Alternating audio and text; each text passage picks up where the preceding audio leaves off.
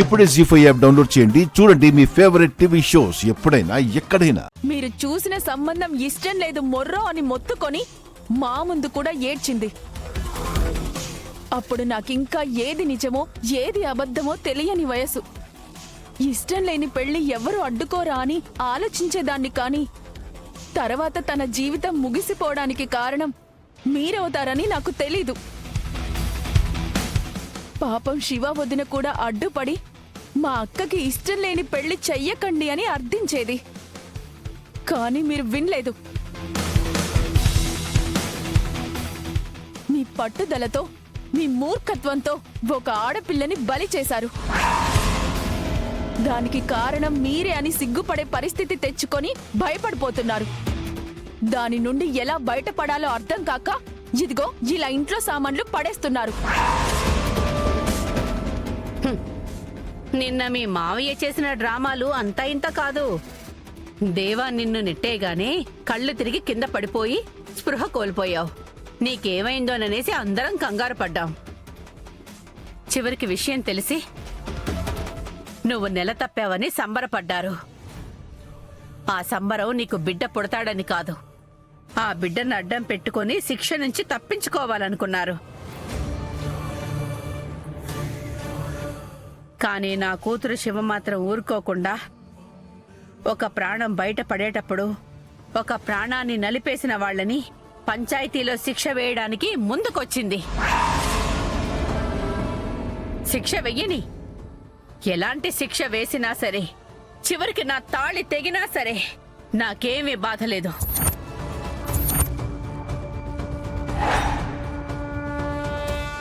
తాళి తీసేసినా పర్వాలేదన్నమాట. తీస్తా.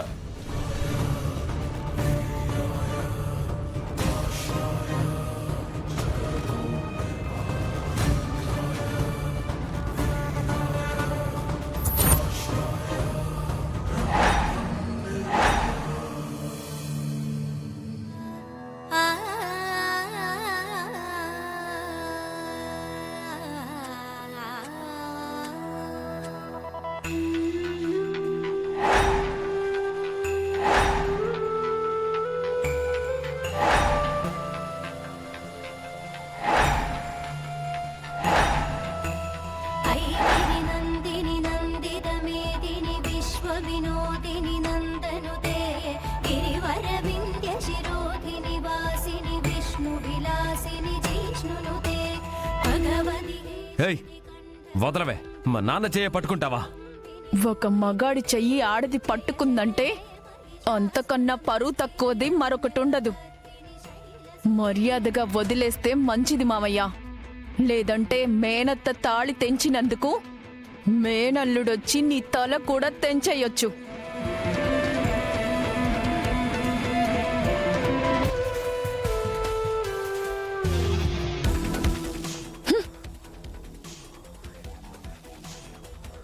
అప్పుడు కూడా నా పసుపు తాడే తెగిపోతుంది కదా నాగవల్లి.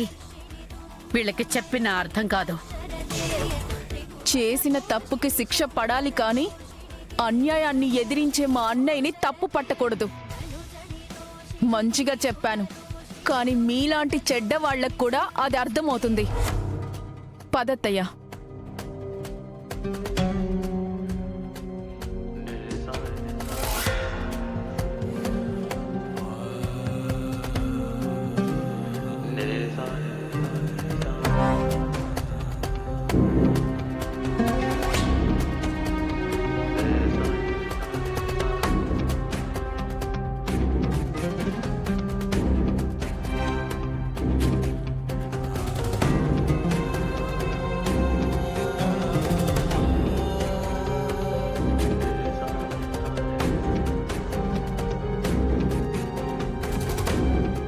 బావా, నీకసలు బుద్ధుందా? ఇప్పటికిప్పుడు మీ గౌరక్క కేసుని తవ్వుకుని మీ పెదనాన్న వాళ్ళని పంచాయతీలో నిలబెట్టడం అంత అవసరమా? దానివల్ల నీకేమొస్తుంది? మనశ్శాంతి, అలాగే మా అక్క ఆత్మకు శాంతి. నీకు వాళ్ళ మీద అంత అనుమానం ఉంటే పోలీస్ కంప్లైంట్ ఇవ్వాల్సింది.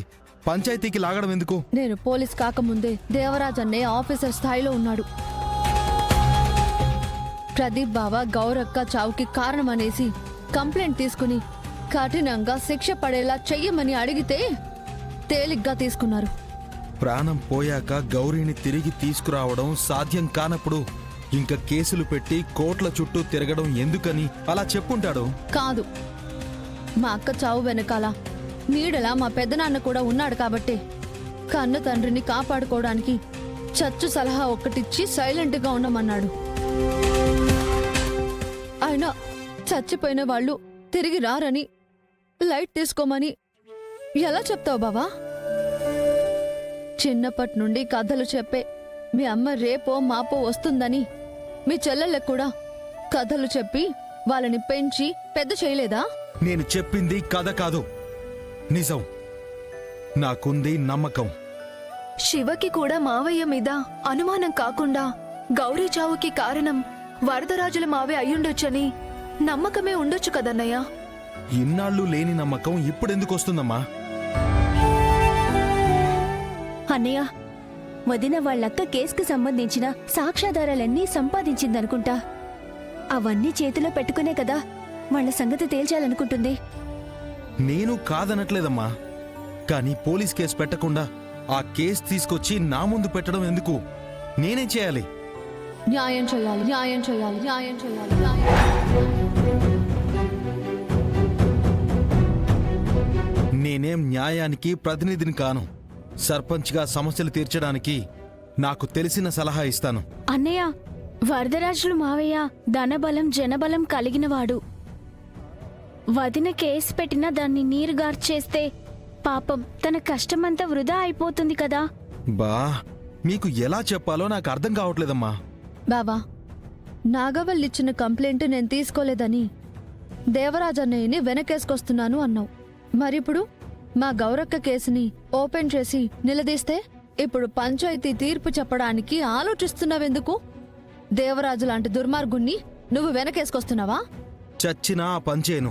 మరెందుకు ఇక్కడ పంచాయతీ పెట్టాలి? రచ్చబండ దగ్గరికెళ్తే తనకి తగ్గ శిక్ష పడుతుంది.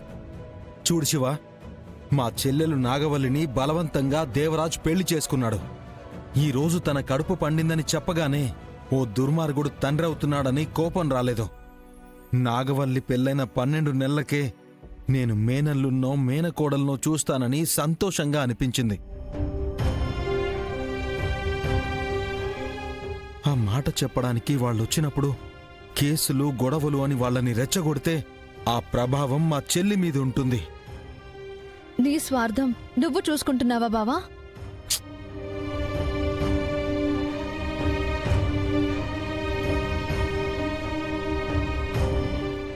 అన్నయ్య ఉద్దేశం అది కాదు శివ. ఆ కోపాన్ని నాగవల్లి మీద చూపిస్తే కష్టం కదా అని. తననేం చేస్తారు? అలా చేశారని తెలిస్తే అన్నయ్య ఊరుకుంటాడా? చెప్పండి, మీ మాటలతో మీ అన్నయ్యని రెచ్చగొట్టి చేతిలో త్రిశూలమో కత్తో పెట్టి పంపించండి. మా దేవరాజు అన్నయ్యని చంపేస్తాడు. కారణం లేకుండా నేను కసాయివాడిగా మారను. కారణం ఉంది కాబట్టి పిల్లా పాపలతో సంతోషంగా ఉండాల్సిన గౌరక్క అర్ధాంతరంగా కళ్ళు మూసింది. జీ5 యాప్ డౌన్లోడ్ చేసి అన్ని ఎపిసోడ్స్ పూర్తి ఉచితంగా చూడండి.